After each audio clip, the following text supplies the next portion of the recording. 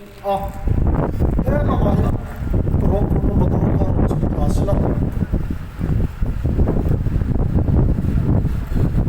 Lalrintluangi Missonary Krista Pasaltha Ruang luah ilahnya Kalchini Hospital-ah kalau buat kali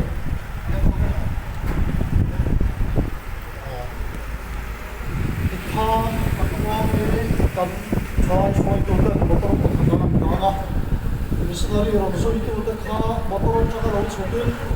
ilahnya coba tuh Ruang ini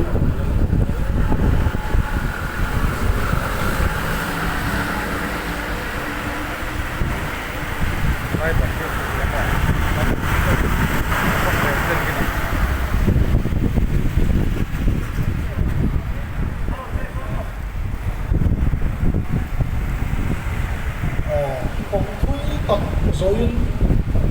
Baby Lalrintluangi Ruang takin kilai Hmuahna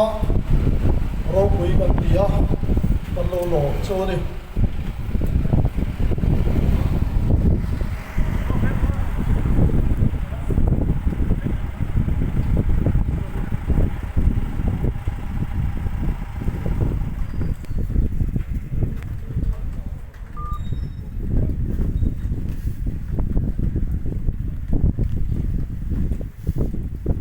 lai muna hian câu phần hậu tê kan sidan pui pa tê kan pastor minister tê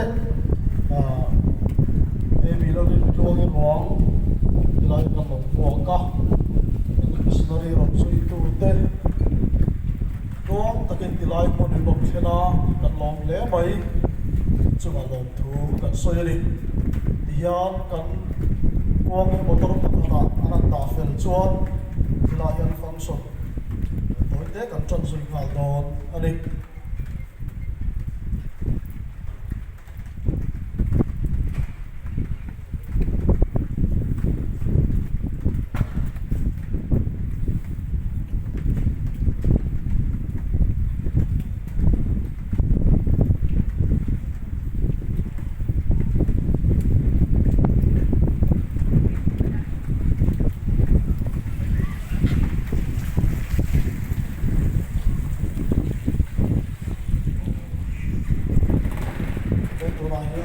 Missonary Baby Lalrintluangi Ruang